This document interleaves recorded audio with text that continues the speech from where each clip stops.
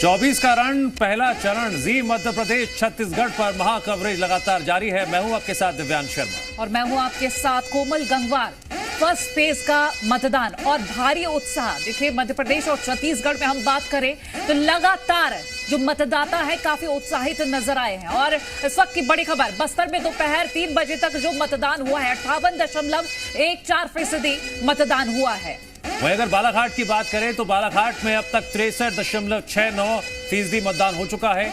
छिंदवाड़ा में 62.57% मतदान हुआ। बिल्कुल, और छिंदवाड़ा सबसे हॉट सीट मध्य प्रदेश की। ऐसे में अगर हम प्रतिशत देखें तो ठीक ठाक आ रहा है। जबलपुर की बात करें तो 48.05% वोटिंग हो चुकी है। मंडला में 58.28% वोटिंग हुई है। शहडोल में 48.64% वोटिंग अब तक हो चुकी है। और सीधी में दोपहर 3 बजे तक 40.60% वोटिंग हुई है। तो ये अब तक का हम आपको वोटिंग प्रतिशत बता रहे हैं कि कहां पर कितना प्रतिशत मतदान हो चुका है। बड़ी खबर। और फिलहाल आपको ये भी बता दें कि मतदाता काफी उत्साहित हैं। हॉट सीट्स की हम बात कर ले तो छिंदवाड़ा में 62.57% मतदान 3 बजे तक हुआ है। कोंडागांव नारायणपुर कोंटा में वोटिंग खत्म हो गई है। और चित्रकूट, दंतेवाड़ा और बीजापुर में भी वोटिंग खत्म हो गई है। बिल्कुल, चूंकि जैसा कि पहले ही कह दिया गया था कि सेंसिटिव एरिया जो है वहां पर पहले ही वोटिंग खत्म कर दी जाएगी। और ऐसे में अब ये देखना जरूरी हो जाता है कि जहां जहां वोटिंग जारी है वहां अब कितना प्रतिशत और बढ़ सकता है। फिलहाल तो बस्तर के कई इलाकों में 3 बजे तक वोटिंग हुई है। पहले ही कह दिया गया था कि सेंसिटिव एरिया में सुरक्षा के ज्यादा इंतजाम किए गए हैं और वोटिंग भी पहले ही खत्म हो जाएगी। जी मध्य प्रदेश छत्तीसगढ़ एक बार फिर दर्शकों से अपील करता है, मतदाताओं से अपील करता है। मध्य प्रदेश की जिन 6 सीटों पर आज मतदान हो रहा है, देर मत कीजिए, तुरंत मतदान केंद्रों पर पहुंचिए। बस्तर क्षेत्र की बात करें, अभी भी कई जगहों पर मतदान हो रहा है। उन इलाकों के मतदाताओं से हमारी अपील है, लोकतंत्र के इस महापर्व में शामिल होइए। बस थोड़ा सा वक्त रह गया है, छत्तीसगढ़ में ज्यादा वक्त नहीं रह गया है। बिल्कुल। और अगर हम मध्य प्रदेश की बात कर रहे हैं तो 88 जो प्रत्याशी हैं उनकी किस्मत का आज फैसला जो मतदाता करने जा रहे हैं, क्योंकि करीब 1,13,00,000 के आसपास मतदाता हैं जो कि उन प्रत्याशियों की किस्मत का फैसला करेंगे। और देखना बेहद जरूरी हो जाता है। आज देखिए पहले फेज का जो वोटिंग है वो जारी है लगातार। और कोमल, हमारी सहयोगी तृप्ति इस वक्त जगदलपुर में मौजूद हैं, उनसे हम लेटेस्ट अपडेट ले लेते हैं। तृप्ति, क्या अपडेट है आपके पास? देखिए दिव्यांश, 6 विधानसभाओं में 3 बजे तक वोटिंग खत्म हो चुकी है। और अब तक आंकड़े जो सामने आए हैं वो इस तरीके से हैं कि बस्तर में 70.56% वोटिंग हुई है। बस्तर में अभी भी कुछ जगहों पर 5 बजे तक वोटिंग होनी है। बीजापुर में 35% के आसपास वोटिंग है। दंतेवाड़ा में 56% वोटिंग हुई है। चित्रकूट में 62% वोटिंग हुई है। जगदलपुर जहां मैं मौजूद हूँ 61% वोटिंग अब तक हुई है। और कोंडागांव में 70% वोटिंग हुई है। कोंटा में 46% वोटिंग हुई है। नारायणपुर में 59%, कुल 58.14% मतदान है। लेकिन आबादी के लिहाज से अगर देखें, वोटर्स की संख्या के लिहाज से, तो जगदलपुर में अब तक का सबसे ज्यादा मतदान देखा जा सकता है, समझा जा सकता है। अभी भी 1 घंटे का वक्त बाकी है। 5 बजे यहाँ मतदान थमेगा। बाकी संवेदनशील इलाकों में, संवेदनशील विधानसभाओं में 3 बजे वोटिंग खत्म हो चुकी है। वोटिंग प्रतिशत बताता है कि जो कोर इलाके हैं, जो दुर्गम इलाके हैं, जो संवेदनशील इलाके हैं, वहां पर ठीक ठाक प्रतिशत रहा है। बहुत ज्यादा वोटिंग हुई है ये नहीं कहा जा सकता। सिर्फ कोंटा जो सुकमा का इलाका है, सुकमा में जहां से प्रत्याशी आते हैं कांग्रेस के, वहां पे अच्छी खासी वोटिंग हुई है।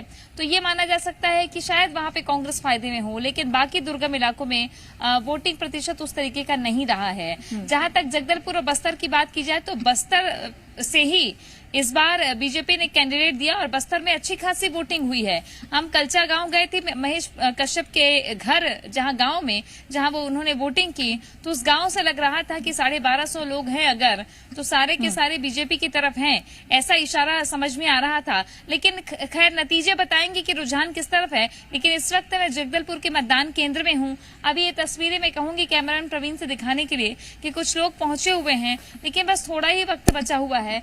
और इस थोड़े से वक्त के बाद में यहाँ पोलिंग खत्म हो जाएगी। और आप वोट करने आए जी। कैसा लग रहा है इस बार, कैसा दिख रहा है उत्साह लोकसभा में? क्या मुद्दे हैं? मुद्दे तो अब यही हैं, रोजगार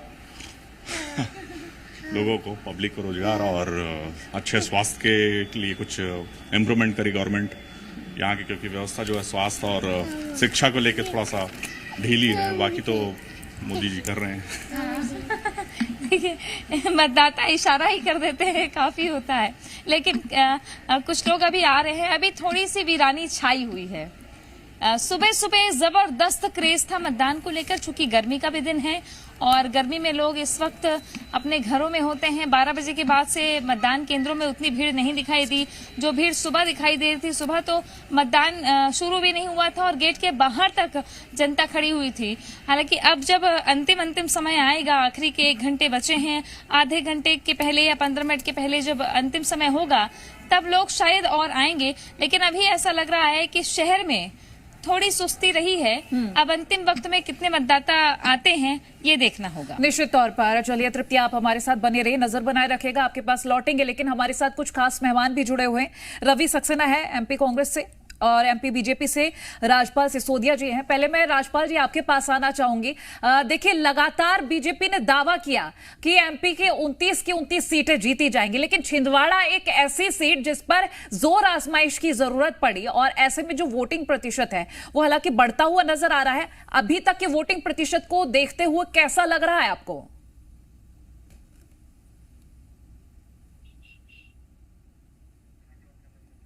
ठीक है, रवि सक्सेना जी चलते हैं। रवि सक्सेना जी, मेरा सवाल आपको पुराना वाला याद होगा, जब बात छूट गई थी, उसको भी जोड़ दीजिएगा और जरा चुनावी माहौल के बाद आज जो मतदान वाला माहौल देखने को मिल रहा है उस पर भी टिप्पणी कर दीजिए।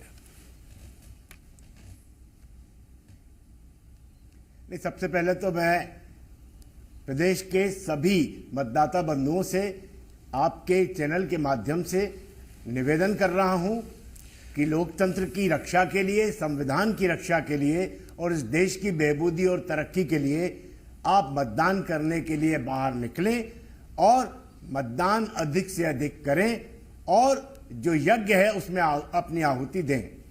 पहली बात। दूसरी बात, जो आपने सवाल किया है, मैं उस सवाल के बारे में केवल एक ही बात कहना चाहता हूं कि देखिए, कांग्रेस पार्टी ने सदैव इस देश के विकास की बात की है और अगर आप देखें तो आज 60 साल में देश कहां से कहां पहुंचा है।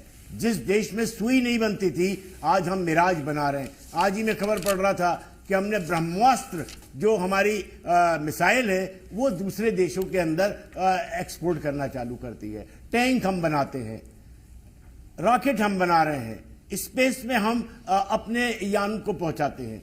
तो आप समझ सकते हैं कि इस देश ने बहुत चहुमुखी विकास किया है और वो विकास इसलिए संभव हो पाया कि हमने अपने इंफ्रास्ट्रक्चर को डेवलप किया, हमने आत्मनिर्भर देश बनाया और इस देश के लोगों को शिक्षित किया। जब राजीव जी इस देश में प्रधानमंत्री बने तो कंप्यूटर लेकर रवि जी देखिए, पॉलिटिकल हिस्ट्री निकल कर आएगी। पॉलिटिकल हिस्ट्री का सवाल नहीं है, बात प्रेजेंट की भी है, बात प्रेजेंट की भी है। और मेरा आपसे सवाल यह था कि पार्टी की जो आइडियोलॉजी है वो जनता के सामने है। आपको जब मैं दे विल टेक इट और दे डोंट टेक इट, ये उनकी मर्जी है। वही तो मैं निश्चित तौर पर। और चलिए लौटते हैं आपके पास। हम एक बार छत्तीसगढ़ में भी बातचीत कर लेते हैं। धनंजय जी जुड़े हुए हमारे साथ। एक तरफ हमारी आइडियोलॉजी, 20 सेकंड देते हैं, 20 सेकंड में कंप्लीट कर लीजिए। 20 सेकंड में रवि जी, 20 सेकंड में। तरफ भारतीय जनता पार्टी की जो है वो विचारधारा है जो सबका नाश सबका विनाश करने की बात करती है। ये आप कह रहे हैं, जनता को तय करना है। मैं बार बार कह रहा हूं, ये आप कह रहे हैं ना, बीजेपी आपके लिए कह रही है, आप बीजेपी के लिए कह रहे हैं। जनता डिसाइड करेगी क्या सही क्या गलत है। मैं भी जनता से, मैं आपसे थोड़ी कह रहा हूं, मैं तो जनता से कह रहा हूं। मैं लौटूंगी आपके पास। हम चलते हैं छत्तीसगढ़, चल लेते। धनंजय जी, आपके पास आना चाहूंगी।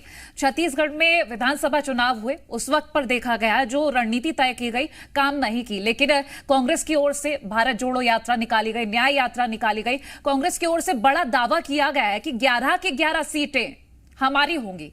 कैसे? हालांकि प्रतिशत तो हम देख रहे हैं, लेकिन इस प्रतिशत में कांग्रेस के कितने हिस्सा है वो देखना बाद की बात है।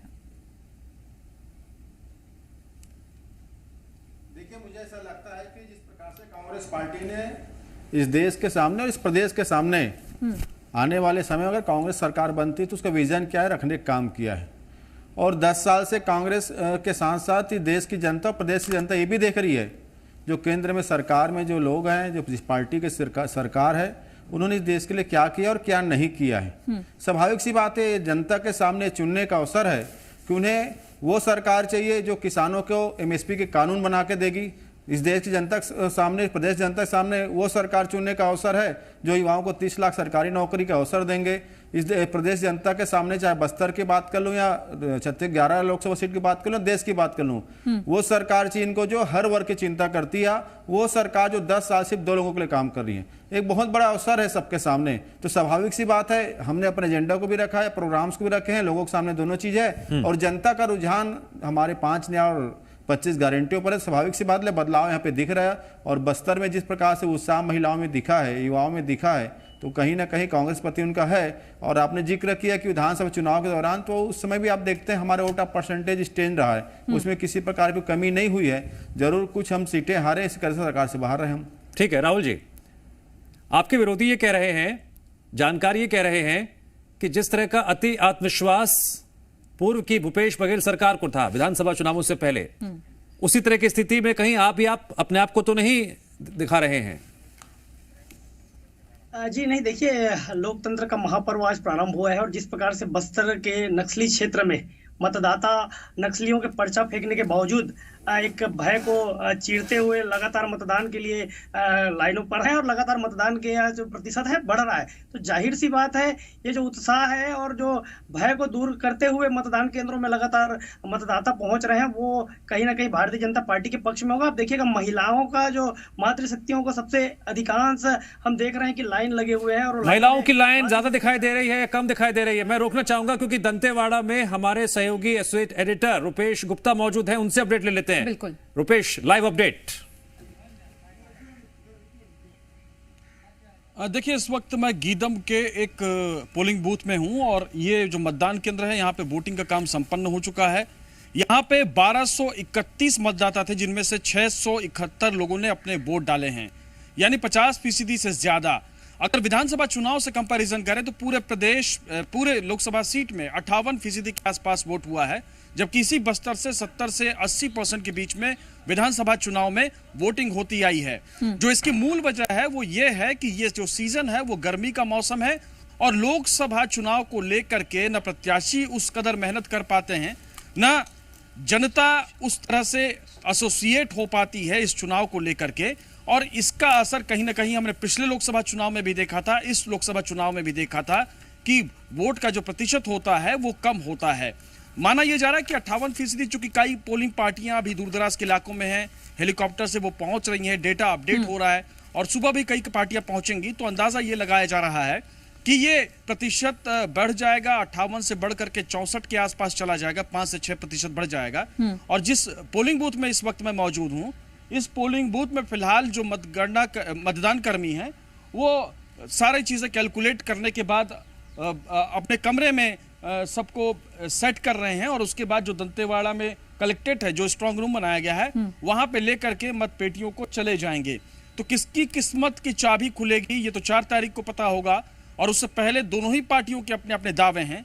लेकिन बस्तर की सीट पर कब्जा कौन करेगा, इस बात को लेकर के ये चर्चा बहुत आम है कि ग्रामीण इलाके में अगर वोट ज्यादा पड़ते हैं, खासतौर से दक्षिण बस्तर में, तो कवासी लकमा को फायदा होगा। हालांकि जो फिगर आ रहे हैं उसमें ये चिंता की बात है कि जो बीजापुर है, सुकमा है, वहां पे वोटिंग परसेंटेज कम रहा है, दंतेवाड़ा में जरूर अच्छा रहा है, लेकिन चित्रकूट और बस्तर विधानसभा, कोंडागांव जो उत्तर की विधानसभा सीटें हैं, वहां पे ज्यादा वोटिंग हुई है।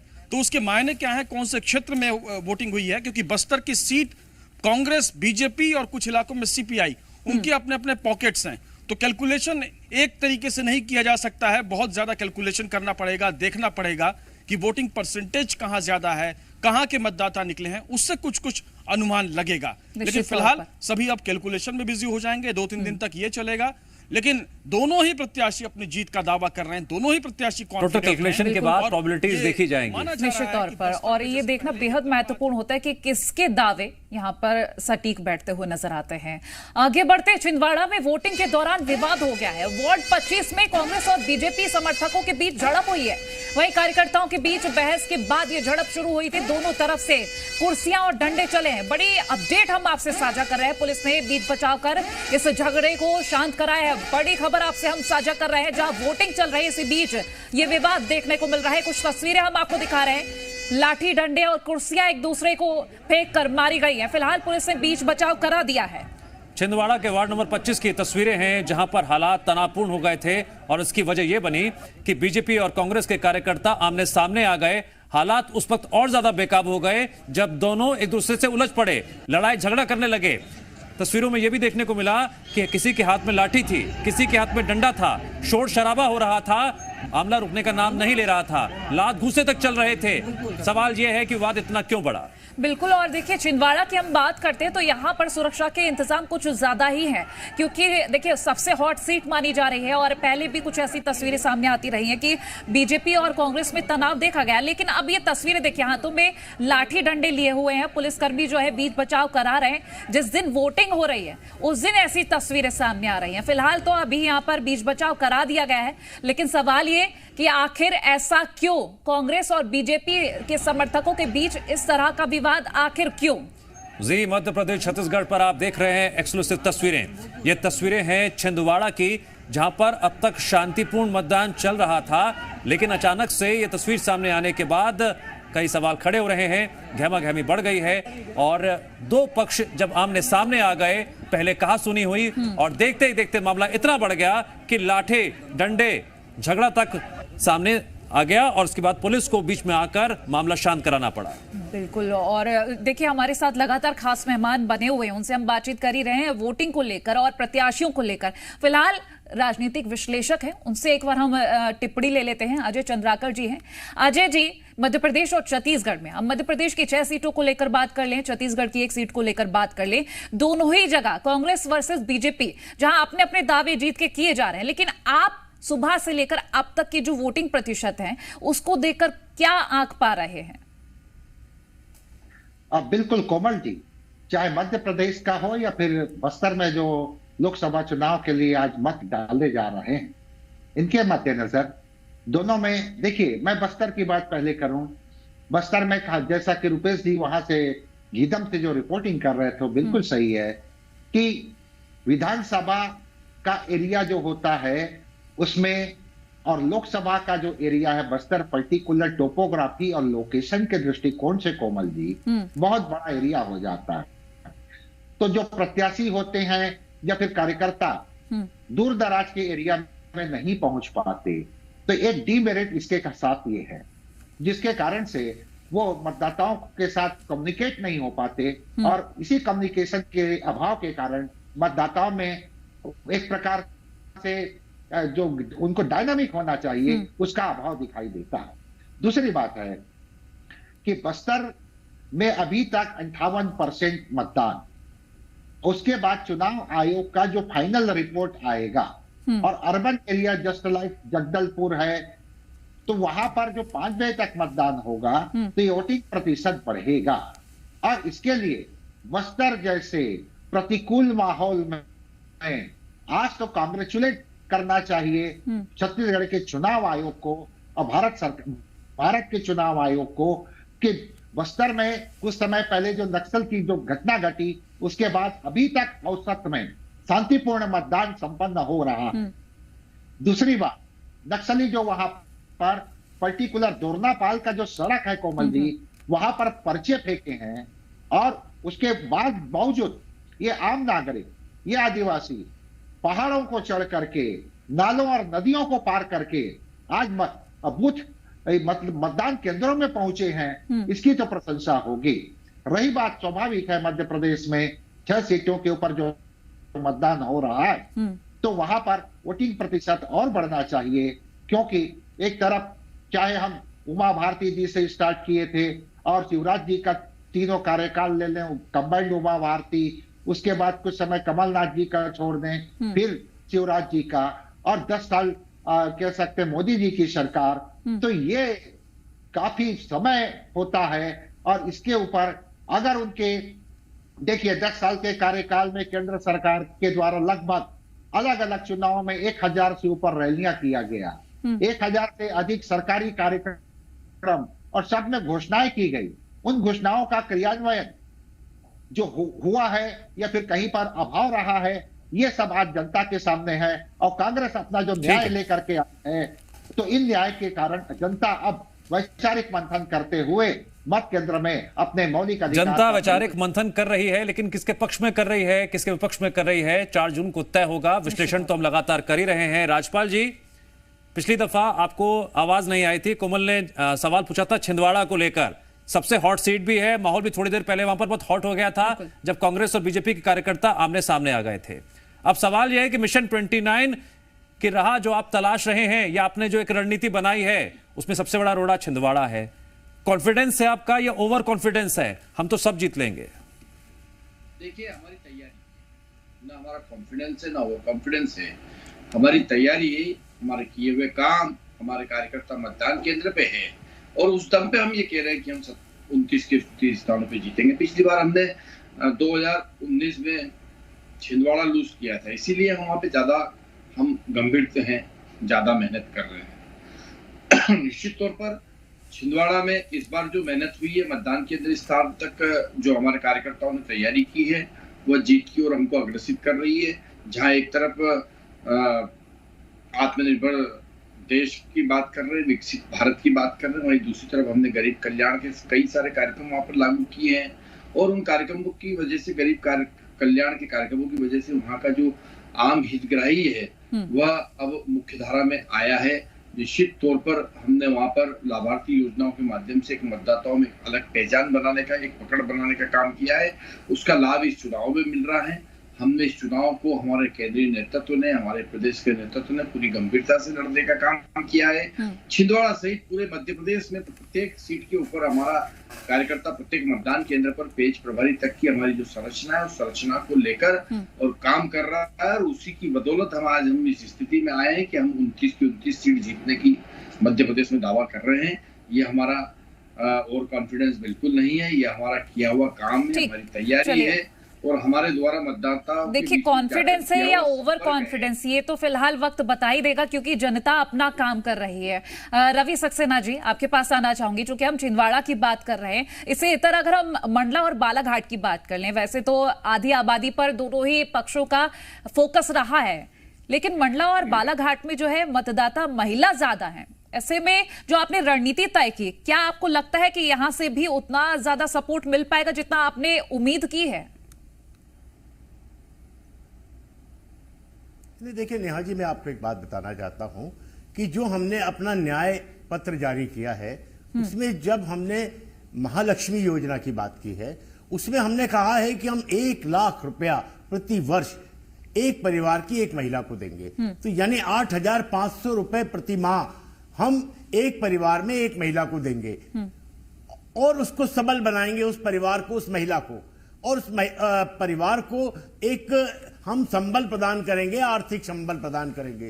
तो आप देखें कि जिस तरह से महिलाओं में इसका बड़ा सकारात्मक जो है वो संदेश गया है, और इसीलिए आप देखें महिलाएं पूरे प्रदेश में बहुत बढ़ चढ़कर बाहर निकली हैं, उन्होंने मतदान किया है और मुझे लगता है कि ये मतदान निश्चित रूप से हमारे न्याय पत्र में जो महालक्ष्मी योजना है उस पर किया गया है। और आप अगर देखें तो युवाओं ने भी काफी बढ़ चढ़ कर हिस्सा लिया है। हमने युवाओं को भी कहा है कि हम 1 लाख रुपया अप्रेंटिसशिप के लिए देंगे।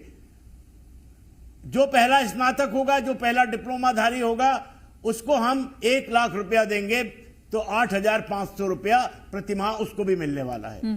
तो आज युवा, महिला और किसान को हमने कहा है कि एमएसपी हम देंगे। तो आप समझ सकते हैं कि जिस एमएसपी की लड़ाई किसान इतने सालों से लड़ रहा है, जो भारतीय जनता की पार्टी की सरकार ने पिछले विधानसभा में कहा था कि हम 2700 रुपए गेहूं के और 3100 रुपए जो है वो धान की खरीदी के देंगे, वो आज तक जो है दिवा स्वप्न बनकर रह गया है।